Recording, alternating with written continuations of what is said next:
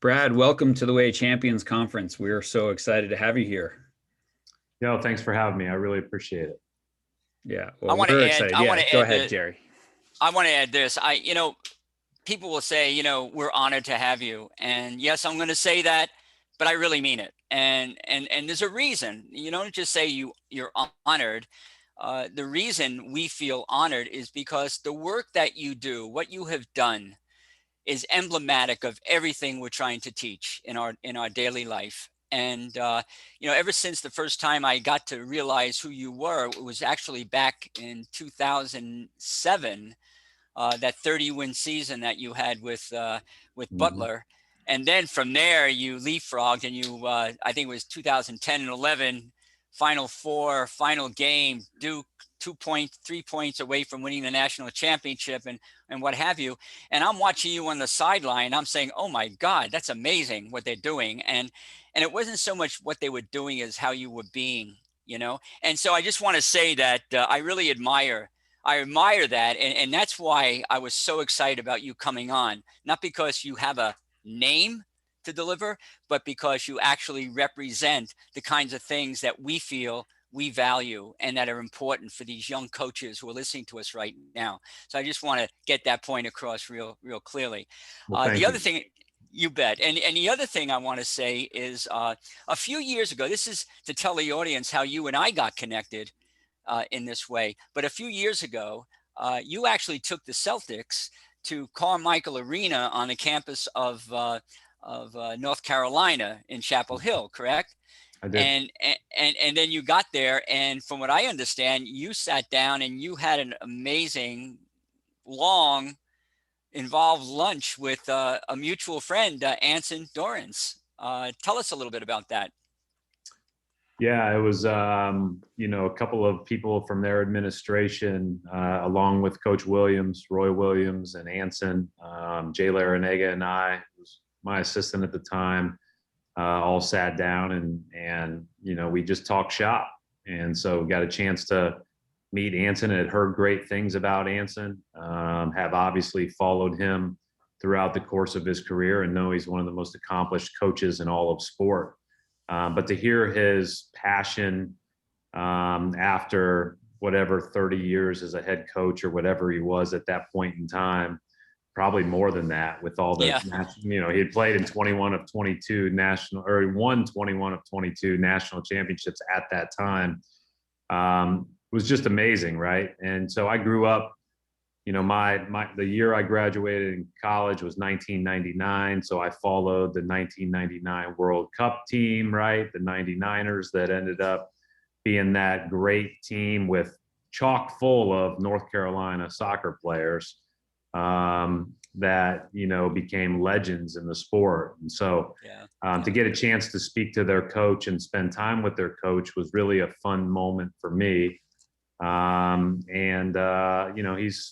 He's really special. Yeah. He really knows how to connect. He really knows how to push. He's very passionate. He's very driven. And so it was a fun day. And he's a reader too, which I love. He's read every book that's possible, right? But you learned a lot from him, and as I do. I mean, I remember working down there, working with his team, working with lacrosse, working with field hockey, and I remember the lunches. We always had to block out at least 2 hours, and the reason is because I was going to sit there and listen for 2 hours and go to school, and it was just such an amazing. I have a notebook filled with Anson notes and what have you. So we learned so much from coaches. Are there any other coaches, some other coaches that would be high on your list that we can tell our listeners to pay attention to? I've been lucky because Jerry, as you know, I've been able to pick up the phone and talk to pretty much anybody over the last 10 years. It was a lot harder when I was an assistant at Butler than it was once I became the head coach. And then ultimately we went to the Final Fours. But so I've gotten a chance to learn from a lot of people. I love going across sport and learning from people that are coaching other sports. You see all of the similarities and in what's most important that applies industry to industry, sport to sport. But then, so I think that that's one of the great, benefits of being in this position now, not necessarily even as a head coach, but now, in a front office position of being able to pick up the phone and reach out and watch people practice, being able to watch them go through their daily job, being able to talk to them about the cultures that they've built and the things that they've done that are important to them, the lessons they've learned along the way.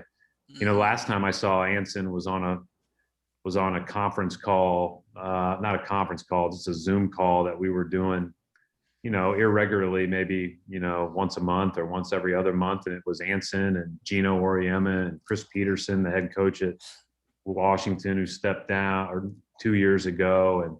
And Tim Corbin, head baseball coach at Vanderbilt, like just a monstrous group of, champions. And, you learn so much from those people who, for the most part, are coaching other than Gino in a different sport. And so, lot to be learned for sure. Lot to be learned for sure. John, you have some Yeah, things you well, want to say. I just think you make such a great point, Brad, and I want to just reiterate that for those listening right now is that I think, you have the technical and tactical aspects of your sport, but then I think where we all meet in the middle, that's coaching, right? How do you connect with human beings? How do you communicate, give feedback, build a group, find a shared purpose?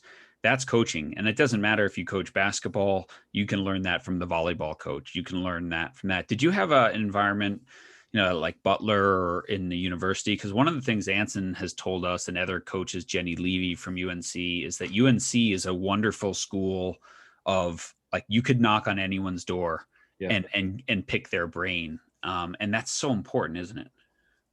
It is. We very much had that environment. I mean, it was wide open. Football coaches would stop in, both basketball teams, volleyball. I still talk to a lot of the coaches at Butler, that we shared, offices with or right down the hall. And, I think that's one of, again, the rewarding parts about being in a college and part of a campus environment is, you could always go right down the hall and really learn something or get outside of your own little bubble and stretch yourself a little bit. And so whether it was helping each other in recruiting or just talking shop or just spending time together, talking about balancing coaching and life, I think is all stuff that, I would say was almost a daily thing there. And it certainly was something that you did, very regularly. No, for sure.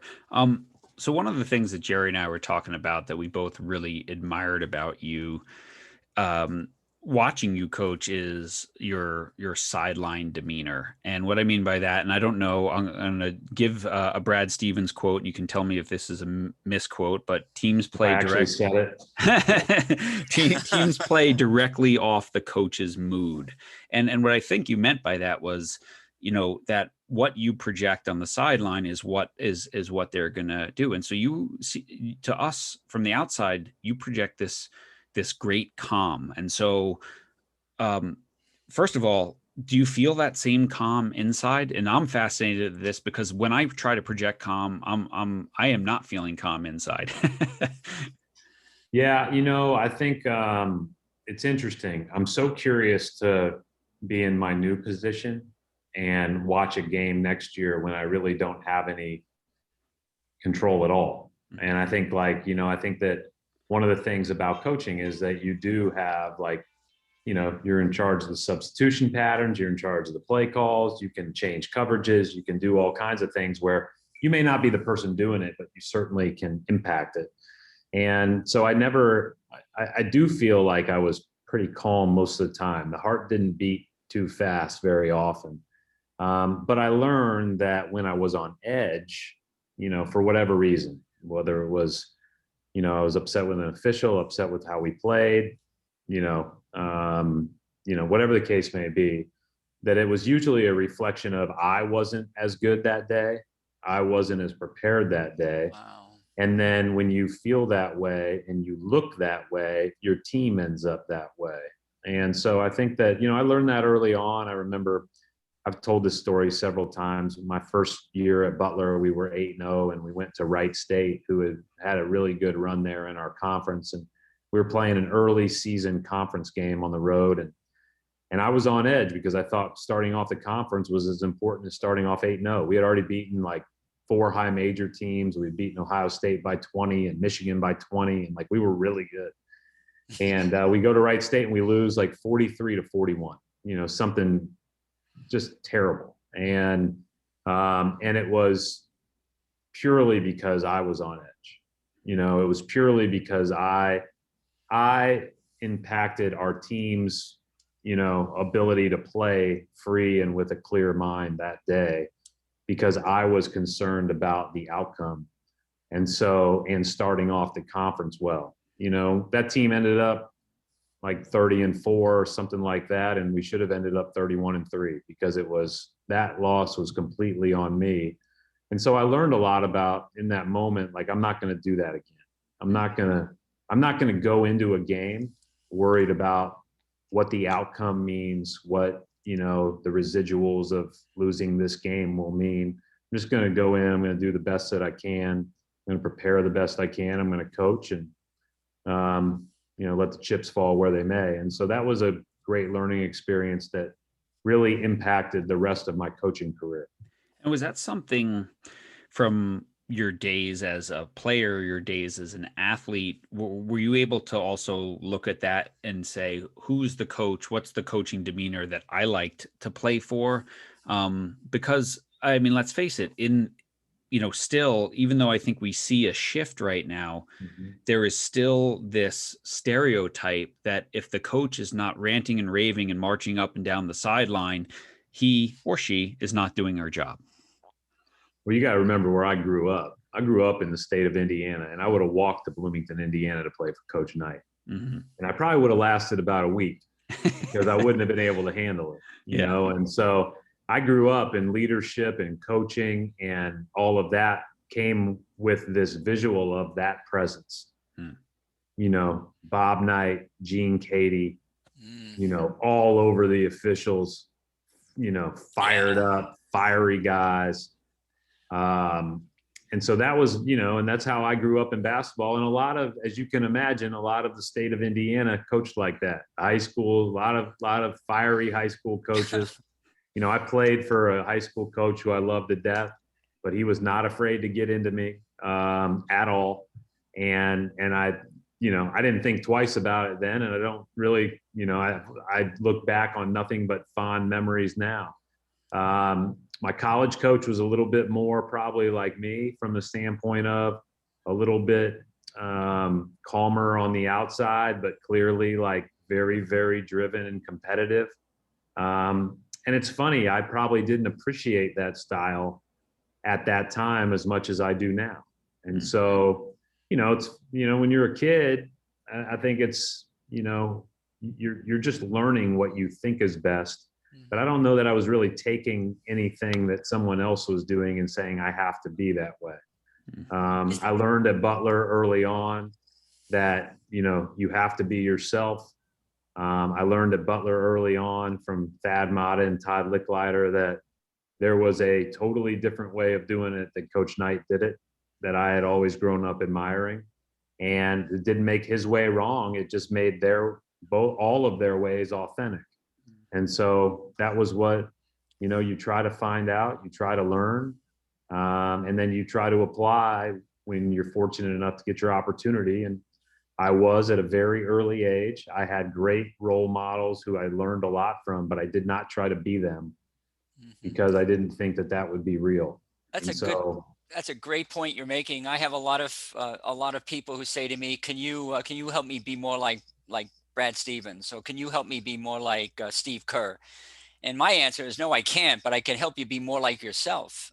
But we can take what Brad Stevens has learned, and we can take what Steve Kerr and Quinn has learned, and maybe you can learn them too.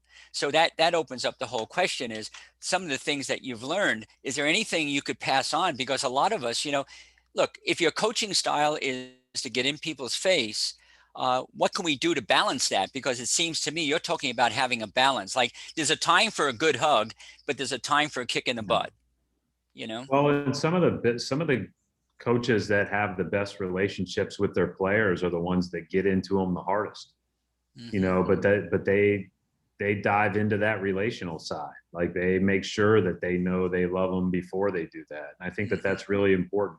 You know, my natural lean is to believe in people and believe in, you know, what they do best and let them soar with that. I don't spend a ton of time focusing on what people don't do well. I just don't have much interest in that. You know, it's kind of a negative way of looking at the world. I think that we see all the time in the NBA or, you know, in probably any walk of life, people get nitpicked for what they can't do. And people forget about how great they are at what they do. And, you know, even from a media standpoint, the way Yeah. that some people, you know, overanalyze some of our game's greatest players. It's like, are you missing the greatness? Are we not paying attention to what's going on right in front of us? And I know that obviously there's a, you know, critique sells, but I think it's important to be able as a coach or as a person in my position now, or, you know, if you're, you know, you're in an education position, that you're more focused on what people do best and how to help them soar with those strengths. Love that. Do you feel like, I mean, I think this is a really important point to reemphasize with our coaches listening as well, because I think sometimes many coaches, well, I want to find a coach that I'm going to model, and I don't have direct access to that coach. So I watch Sky Sports or ESPN, and all I see is that 1% on the sideline coaching the game. I don't see the 99%, the unseen hours of that connection, of that love, of that authentic letting that kid know that I'm in it for you, right? I see you smiling because obviously that resonates, right?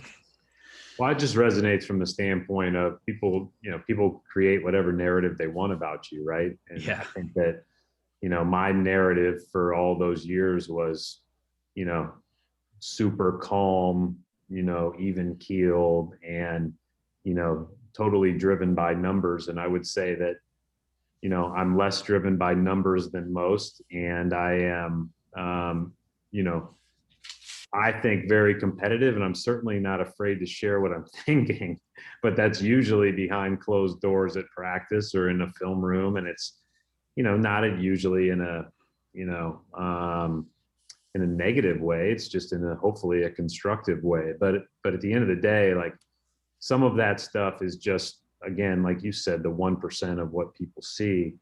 And I think that, you know, then people form their own narratives around it. So I think it's like, again, you go back to, I wouldn't model, you know, I don't think there is a leadership style that doesn't include authenticity.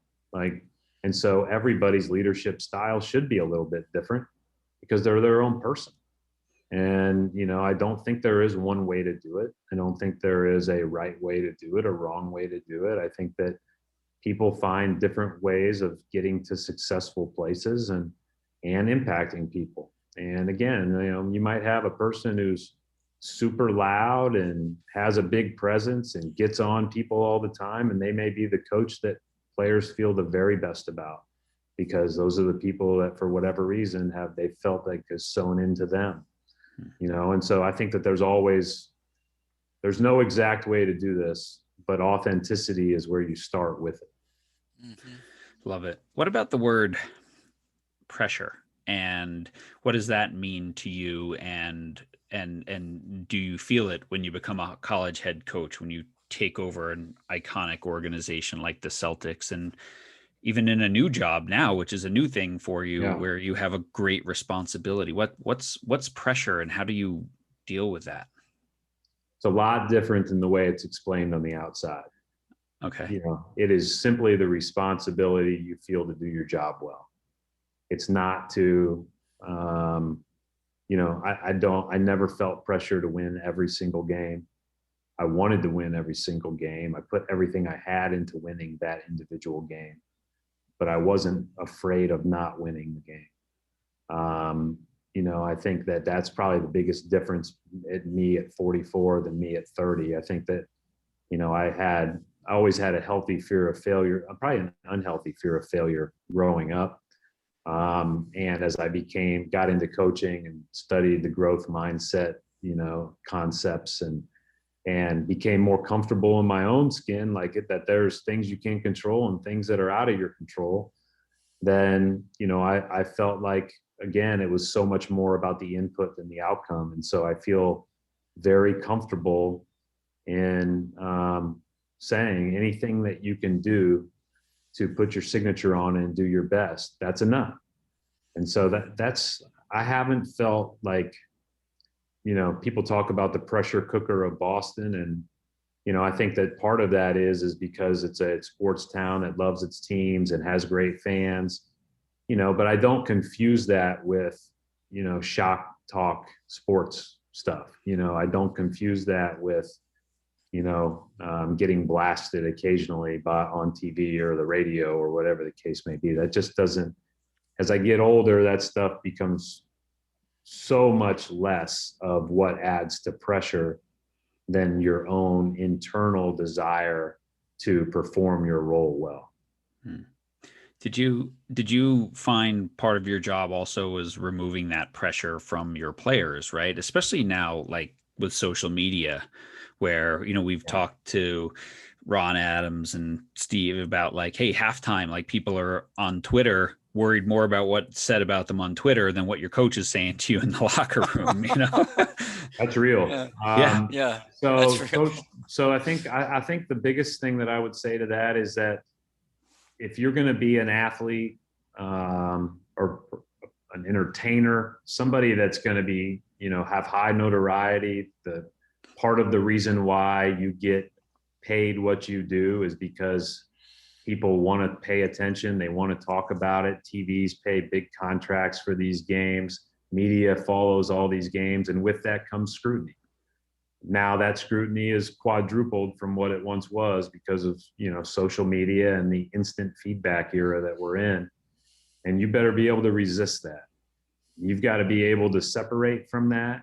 You've got to be able to, if you're not one of those people that it just flies off of and doesn't affect at all, which is maybe 1% of us, then you need to be able to manage that all appropriately. And you need to have people around you that are managing it all appropriately. Like, it doesn't do me any good to not have Twitter on my phone if my wife is reading me everything that they're saying on Twitter after every game. And so you have to have people in your network, in your circle, that are saying the right things and helping you in the right way and supportive in the right way, and also understand what's important and what's not. I'm sure there's been plenty of instant feedback to players and coaches that has been right, but there's a lot more that is just like, it just is a way to stir the pot or make you feel bad about yourself. And that's just not worth it. And I think that that's really important. One of the things I love, one of the things I was fearful of was raising kids under the limelight. And one of the things I love has been that they've learned that the limelight doesn't mean anything more than anything else. Like, they could care less about, they're not, when they've gotten a chance to meet big time coaches or big time players, they see them as people, not as what everybody else may talk about them as. Jerry? I'm just taking notes here. It's like another class. This is great. When I listen to you, Brad, one of the words that pops up is vulnerability. And I'm just wondering, when you hear that word vulnerability, I know we've talked to Steve about it and we've talked to Anson and others, but what comes to your mind when it's related to the new position you have or the coaching you've done? What is the role of vulnerability in your personal life? Could you speak to that? Yeah.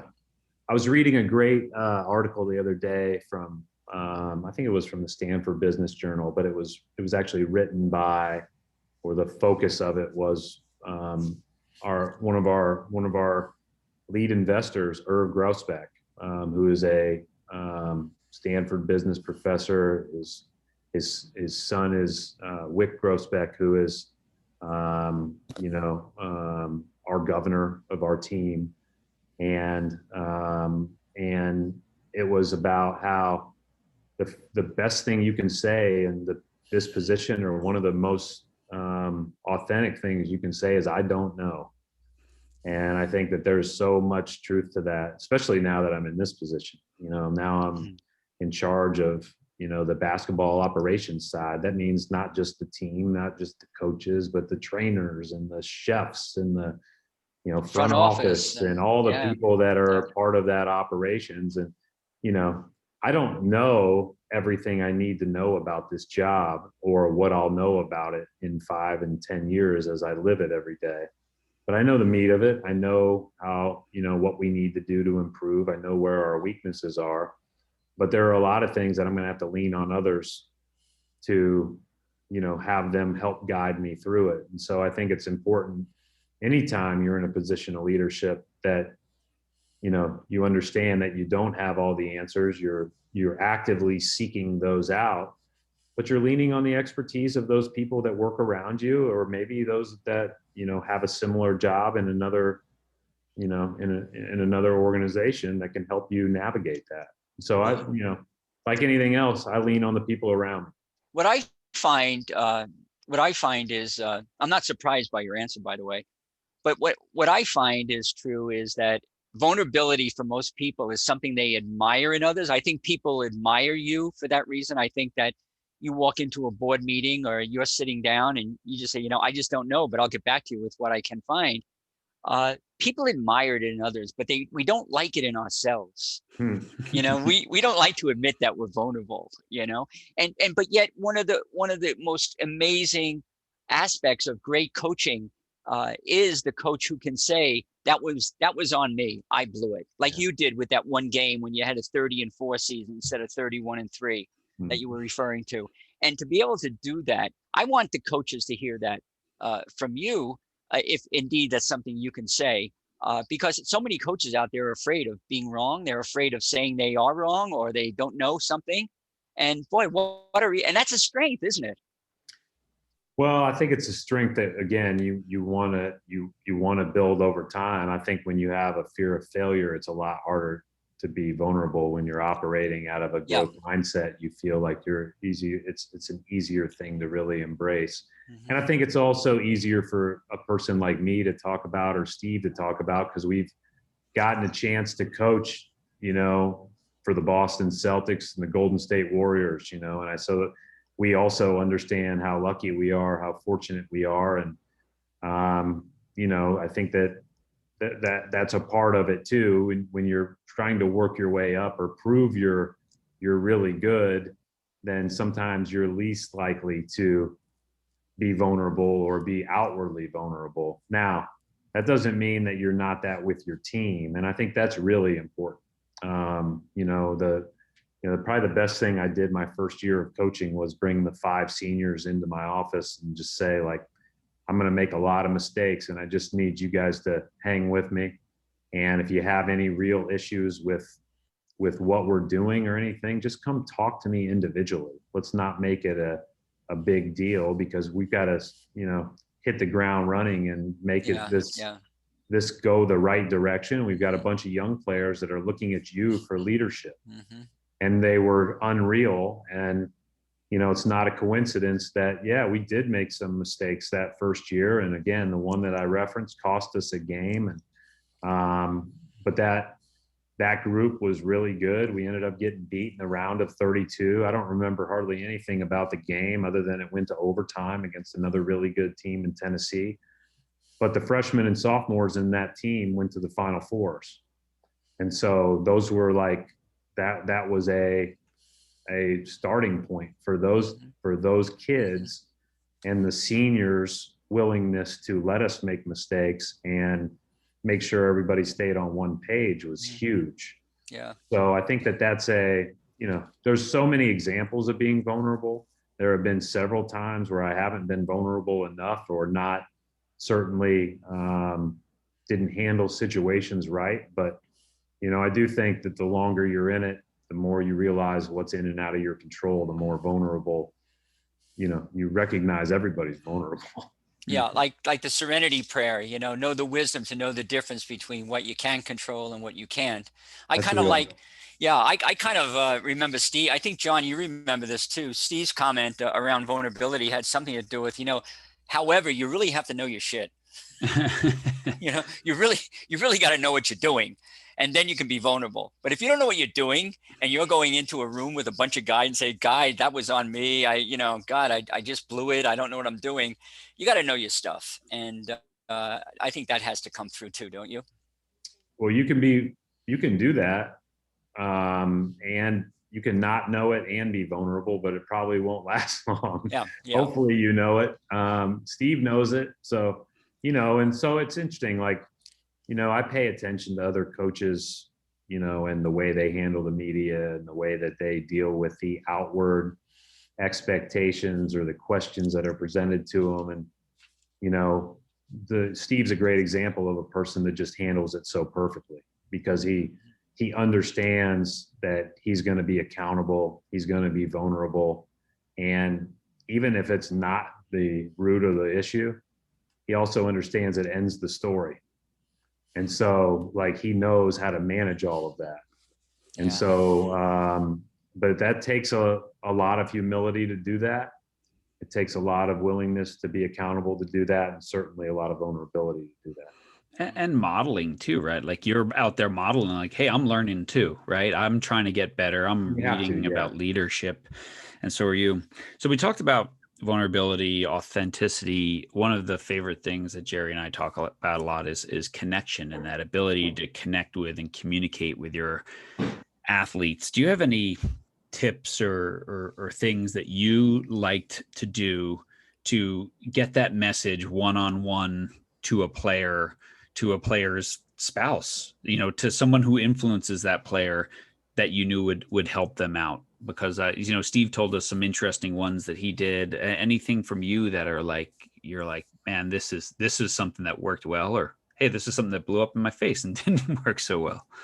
No, I don't have anything that really stands out. I was pretty consistent, and I just usually go directly to the player and just have as honest and open a dialogue as possible. So didn't spend a lot of time going to people outside of him. Certainly it could be if they need help or they need something that we can help with, we'll do anything we can, and we'll talk to whoever we need to talk to. But I usually always start with just a direct one-on-one, open, transparent conversation. Mm-hmm. And just letting them know that I'm in it for you. Like, this is for you, right? Yeah. Yeah. And I mean, that's one of those things that I think people believe even more over time. Like, that's the hard part about the pros. Sometimes you only have somebody for 6 months or a year or whatever. And the difference between that and college is when you recruit somebody starting at age 16 and then they leave you at 22, like, it's there is a different bond there, I think, than, and that's why the college game and those formative years are so unique and special. Mm-hmm. And that's a unique time in life as well versus a 30-year-old or whatever, and the things going on. Yeah, there's a huge difference between a 21 and 22-year-old finishing their college career and, excelling at that step at the end of their college career before they enter the next phase, and a 21 or 22-year-old that's already in the pros and trying to prove they belong. There's a huge difference in perspective and kind of situation, right? And pressure. And so I think that there's such an interesting thing to look at with, both groups are super high achieving, but it's just who you're competing against on a daily basis makes those pressures even more difficult. Jer, anything to add on to that? Well, just the idea of a competition, who you're competing against. I think, again, we get back to perspective. And how do you feel about the idea that on one hand, we're competing to earn a spot, to earn a place on the team, or we're just competing to make each other better? And, at the pro level, maybe we see more of the former. We trying to compete against each other because we need to have a spot on the team. This is our life. Whereas in college, it's more like we're going to make each other better, that kind of a culture. Is there anything there that's worth talking about? I think it's pretty similar. I mean, I think you see in pros, it's funny because I think I've never been on Wall Street or never been a part of these big consulting firms that, get all the Harvard and Stanford, business grads. But I'm guessing it's pretty similar, right? When you're talking about highly prideful and high potential people, they want to prove themselves. And so there is a phase that you go through, whether in college or in the pros, where you want to prove yourself. There is a phase that you go through where you want to maximize your impact on the floor. And there's a phase that you go through ultimately, if you do it long enough, where you realize this is what I do best. I'm very self-aware with that. And winning is way more fun than anything else I've ever done.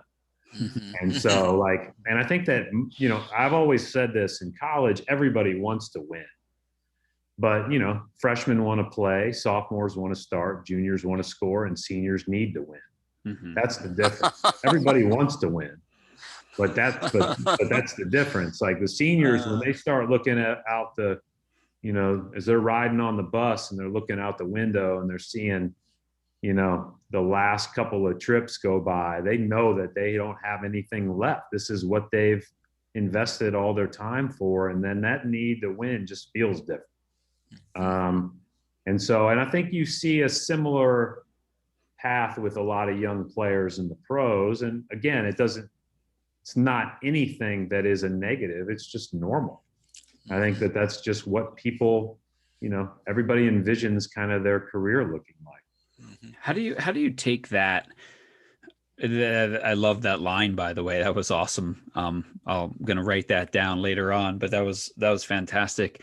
Cause again, usually that senior, then when you feel that almost scarcity and this is coming to an end, there becomes this selflessness of I'll do whatever it takes to win.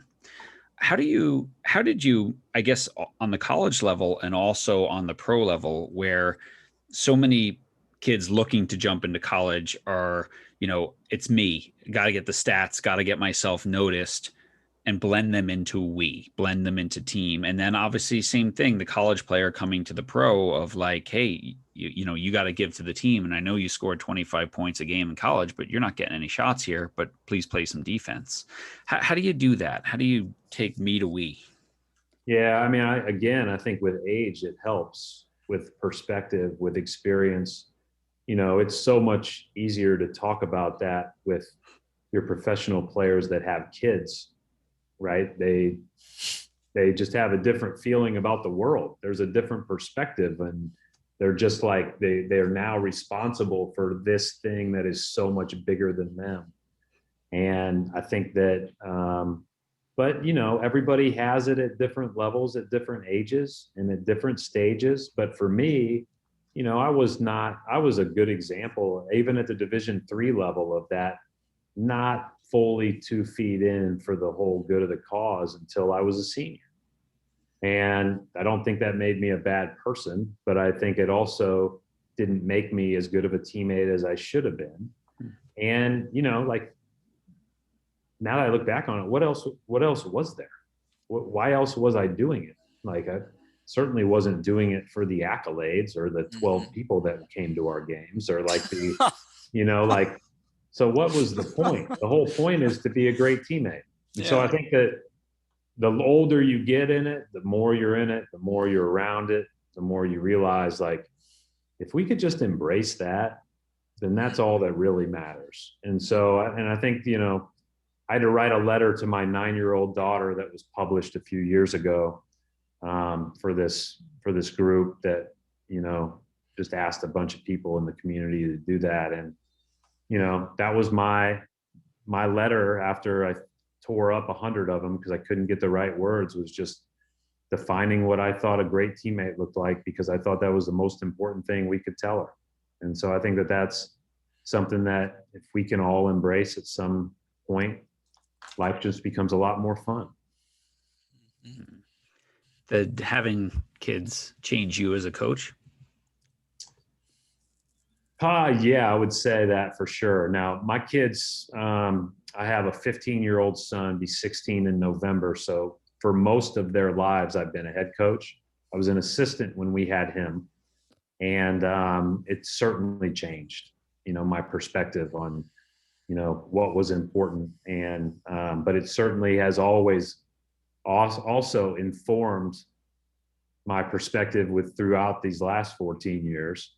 And, has been a big part of why I have or haven't made professional decisions, and because, it's really important to me that they feel like dad's a big part of their life and dad's involved in their life. And we've been really lucky because we've only made one move.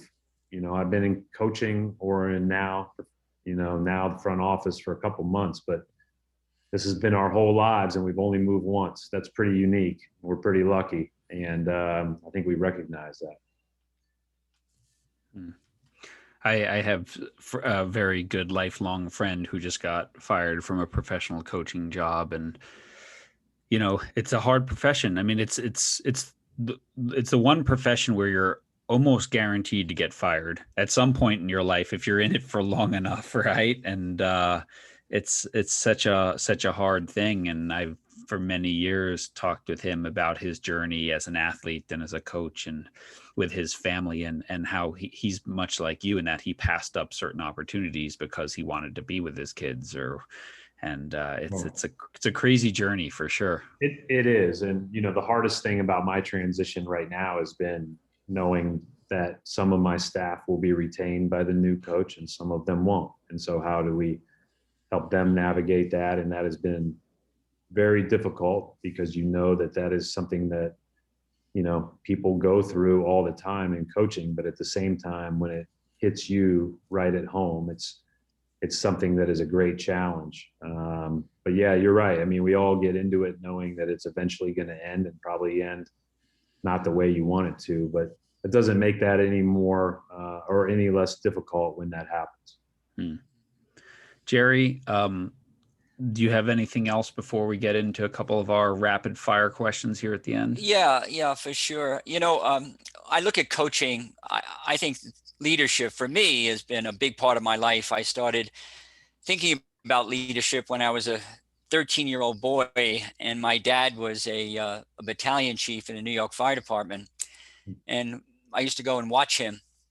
And I watched him during the summer from the chief's car, and I'd watch him lead men. And I was very interested in what comes first, the chicken or the egg. Do you become a leader and then you do your leading, or do you learn about leading before you become a leader? And so I boiled it down to this. I think that life, our experiences in life, my experience in particular, sort of prepares us to be a coach, a good coach. And then we keep learning as we go. Like you said, Brad, you have kids and you learn from them certain lessons of life you might or might not want to know, but you need to know.